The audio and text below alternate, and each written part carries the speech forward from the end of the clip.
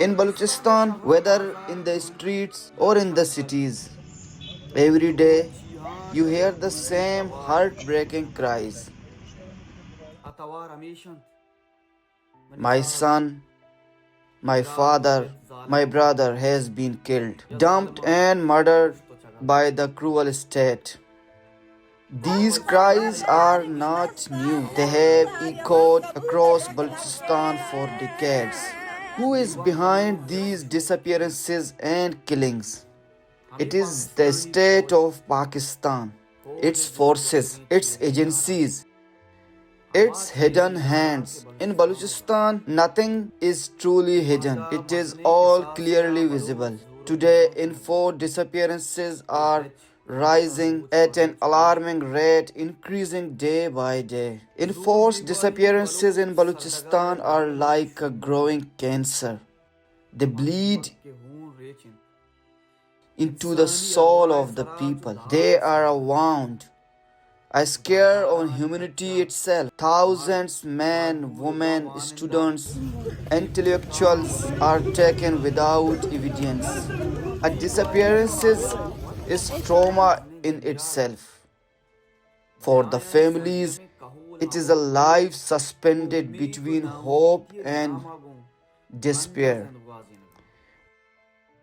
Mothers waiting for their sons, sisters marching with photographs of their loved ones, protesting, pleading.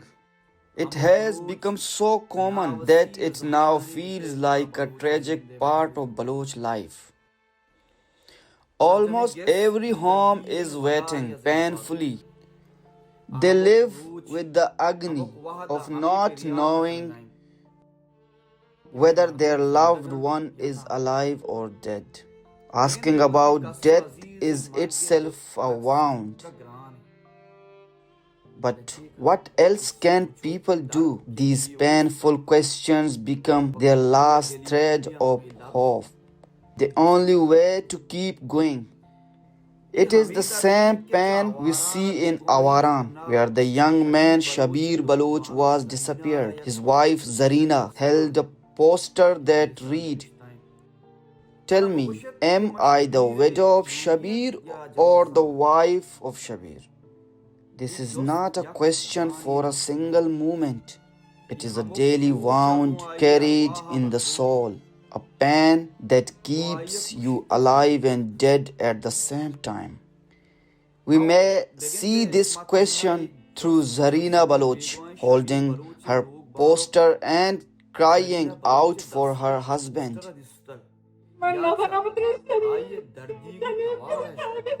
But is this tragedy only the story of Shabir Baloch and Zarina Baloch? The answer is no. In Balochistan today, thousands of families are suffering the same pain. Thousands of mothers and sisters endure this agony every single day. So from this cruelty, from the fire the state has set upon the Baloch people, we ask Shabir Baloch's sister Seema Baloch. We are told that the state is like a mother. But what kind of mother is this? One that does not listen to her children, but instead beats them, accuses them, and leaves them hopeless. You continue your struggle. You continue your protest. So whom do you hope will finally listen to you? Yes, they say that the state is a mother.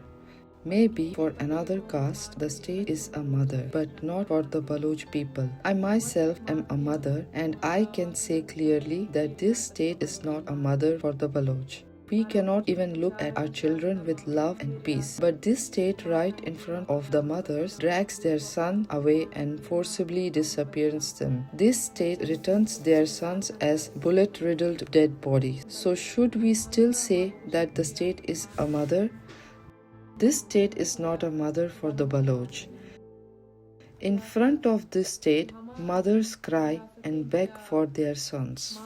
They plead, "Don't take my son, don't drag our son away." But this state does not show sympathy. It doesn't listen to their cries. It doesn't listen to their cries. As we know from the story of Hayat Baloch, in front of his mother, the state shot and killed him. His mother begged, "Don't shoot him, he might survive." But with 8 bullets, they killed him. Should we still call the state a mother? Should we still hope for justice from it? I am on these streets every day. 9 years ago, I was not aware of the pain Baloch mothers go through. I did not know their sufferings and their struggles. I did not know the pain of the mothers whose sons were killed or forcibly disappeared. I did not know what other mothers and sisters are facing. We appeal to the world. This is what we are going through. We are struggling for the safe release of our loved ones. We are disappeared. Yet we are accused, we are jailed, but we will not be silent. We will not step back. When we ask for our right, the state uses every possible way to punish us, to scare us, to silence us.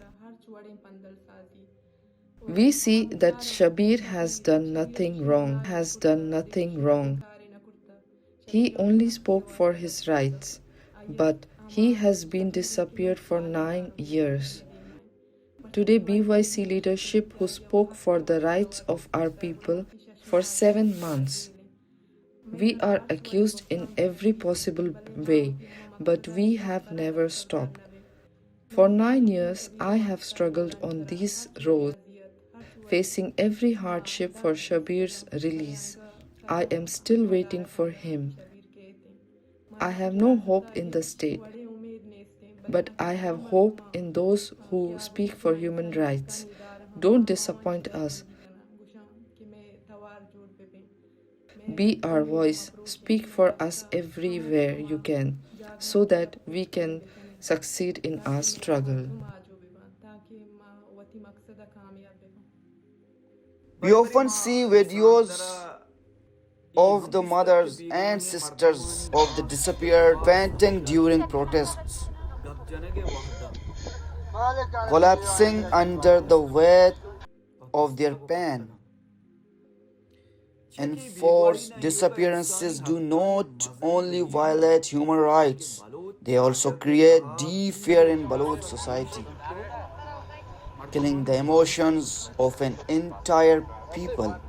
Do not know whether their loved ones are alive or dead, what pain they are enduring, or whether they have been buried in some unknown grave. Every conscience in Balochistan is suffering.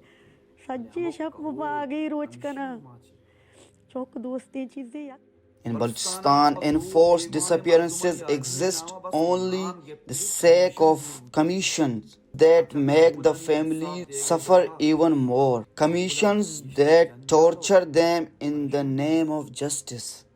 Regarding this, Saira Baloch said, "The families of the victims of enforced disappearance go again in Pakistan's capital, Islamabad. They try every possible way to make their voice heard, but the government offer hope. They travel with hope, but they return empty-handed." Before the disappearance of my brothers Asif and Rashid, their arrests were shown in the name of CTD or with force. But in this country, the courts have no importance. Institutions and the police have no power. My brothers were forcibly disappeared afterward. If the police or any institution had real authority, then my brothers would not have been disappeared. After that, I struggled in every possible way. I went everywhere with the hope of getting any news of my brothers, where they are and how they are. If protests, courts, or institutions truly had authority, then I went to all of them. I went to the courts, but the courts have no authority. We all see this in the case of Dr. Mahrang and her colleagues, and in the case of the BYC leaders. This is how the courts serve justice. In a family where the only young men are disappeared, only the family knows what they go through, their financial situation, their life, their pain. My brother Asif was the only one who took care of us. The pain and grief of his disappearance, along with our financial problems, became too much. Our financial situation became so weak that I had to leave my studies. After that, GIT would call us, no questions, nothing, just calling us to Noshki. And for us, it was not easy to travel from Khuzdar to Noshki. And when we went there, the agency or the force always saw me in GIT and called me the sister of a terrorist.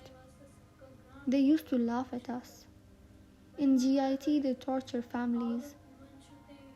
There were around 30 families there and they tortured them badly. They would call us 4 or 5 times a month, asking who took our brothers, what happened to them. When I showed them proof, they said it could be fake, saying I brought it to defame the state or the institution. Other times they said my brothers went to Afghanistan for training, or maybe the BLA kidnapped them, or maybe India did it. Sometimes they said my brothers went out of the country. Once I went there with my father, and because of the torture we faced, my father fell sick. After that, I went for a court hearing. I asked the judge to tell them not to call me a terrorist sister. I don't like that at all. I told him if they have proof, let them show the proof, but don't accuse my brothers. The judge scolded me and said that I myself am making my brothers terrorists. Even after being constantly tortured and disappointed, I still didn't give up, hoping they might one day tell us where my brothers are. This is how the institutions behave. In 2013, the judge dismissed the case of my brothers and said, "This is your problem. Your brothers were not disappeared by the state." Even though we had proof, the courts acted the same. In front of the judge, we showed the proof, but the police stood there and said that Asif and Rashid were not in their custody and had gone out of the country. They had no proof, but the judge believed them. We had proof, but they still did not believe us. This is how the courts are. The courts made commissions, and the commissions have failed to bring back our loved ones. All these institutions are like this. And whether in protests or anywhere else, I will continue going, because I still have the hope that one day I might find my brothers. For example, the Long March of the Voice for Missing Persons in 2013, led by Mama Qadir, Farzana Majid and Ali Haider, along with other families of the disappeared, covered an incredible distance of 2,150 kilometers. They marched from Quetta to Karachi, and then, in the case of Baloch Mola Baksh, the families of missing persons began a long march from Turbat to Islamabad.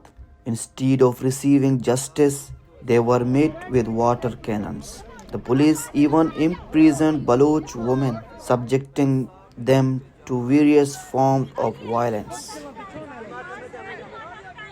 The police even imprisoned Baloch women, subjecting them to all kinds of violence.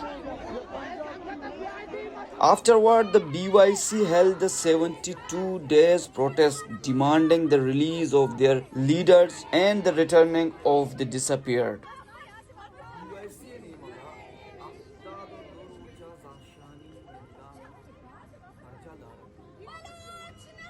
elderly women, along with children, endured unimaginable suffering throughout the protest.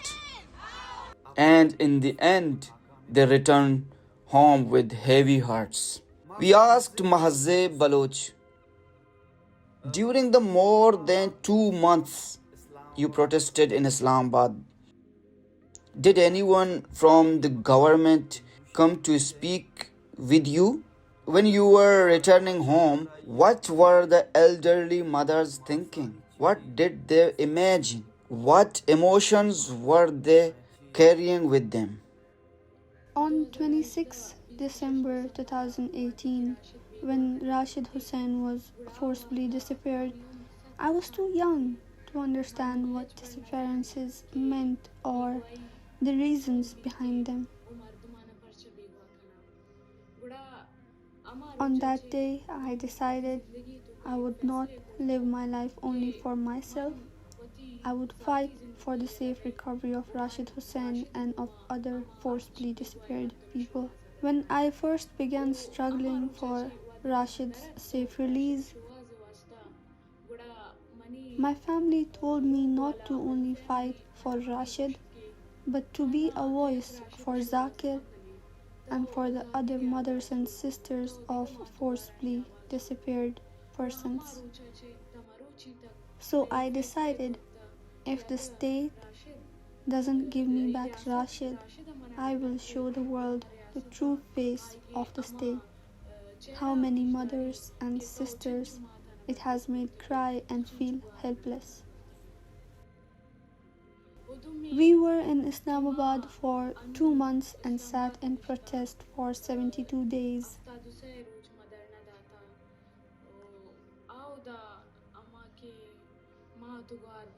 The elderly mothers showed how strong they are. With courage, they sat with us and said that whether or not our children return, we will not let other mothers and sisters suffer like this.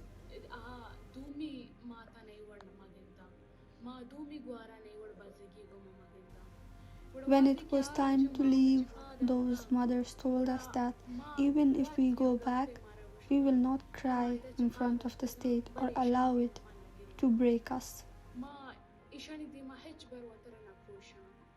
Our sons are living in prisons. We do not know how they are or whether they have enough to eat. Still, we will tell the state, whether you return our sons or not, we will come to your capital, to your city, and to your streets. We will not be silenced. We will hold the state to account. We ask Sammidin, Islamabad is the capital of Pakistan, the center of the government.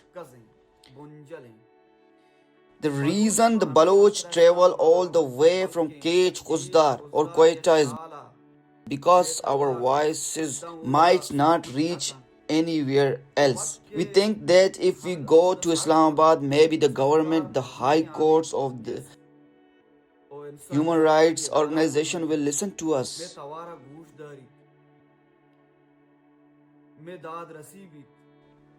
But when Baloch families go there, when they sit in protest, when they record their cries for justice, what's Islamabad response? Recently, Baloch families protested for more than 2 months in Islamabad. Yet the Pakistani government disappointment and neglect toward the victims of enforced disappearances continues. One might think that after being ignored and disappointed by the state, they would stop going to Islamabad. But why do still go?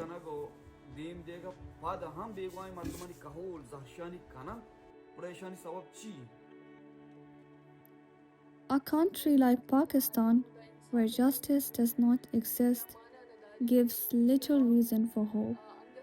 Yet, we still hope and expect justice.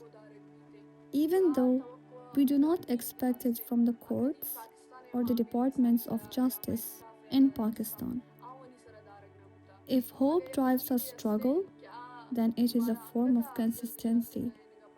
For 15 to 20 years, we have struggled consistently against the injustices we have endured, holding Pakistan accountable for them.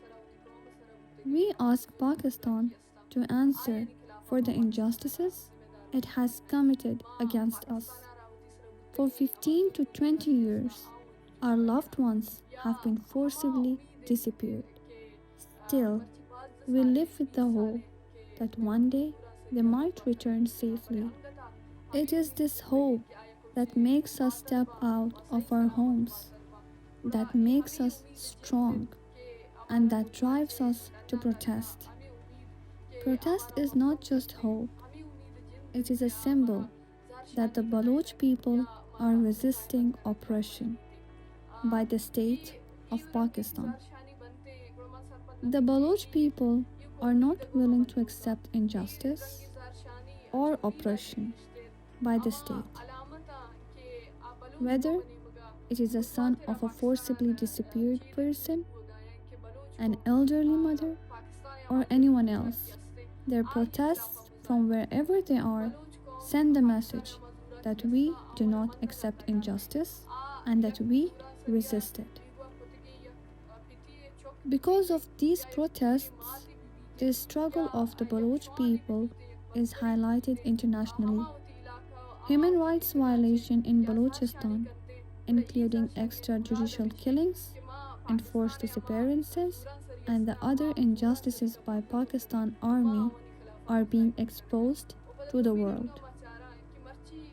The Baloch people's tireless protests, their slogans, their chants for justice, and their presence on the streets in front of the press clubs have exposed the cruelty, cowardice, and injustice of the Pakistan Army. Outside Balochistan, many in Pakistan and beyond have become aware of the injustice occurring in Balochistan because of our struggle. This includes historic long marches like those in 2014 and 2024. Without these long marches and protests in Islamabad, the Baloch struggle might not have been highlighted internationally, and the people outside Balochistan or in other nations might not have been aware of our struggle and the ongoing injustices. I understand that these protests are more than demonstrations. They are tireless struggles. Yet Pakistan tries to create situations to discourage us, to make us feel that there is no justice, and to shatter our hopes in courts and resistance. They try to instill fear so that people stop believing in struggle. The protests on the streets are a source of unity and belief. They show people that through struggle for their rights, they can step out of their homes and hold Pakistan accountable for its injustices. I believe that these struggles and protests play the biggest role in bringing international attention to our cause. The injustices ongoing in Balochistan at the hands of the Pakistan Army are being exposed internationally because of our mothers, sisters, elders, and all those who have stood for their rights. Because of their courage and persistence, the world now wants to discuss the situation in Balochistan and amplify our voice. Brutality of enforced disappearances has made them stronger. It has given them the courage to fight for the safe return of their loved ones. They try every possible way because a disappearance is not just a word, it is a family torn apart. living every single day with the torment of absence. This is why the women of the victims' families continue their struggle. As Dr. Shali Baloch says, Disappearance. Disappearances are not just a word.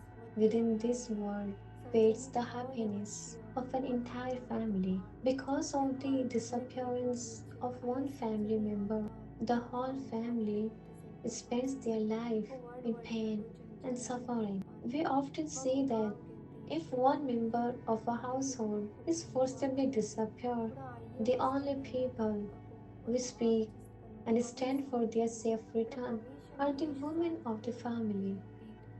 That is why women suffer more emotionally, socially, and politically. In colonized communities, there are many mental illnesses caused by this fear, anxiety, depression, nightmares, and sleepless nights, all in fear of being forcibly disappeared.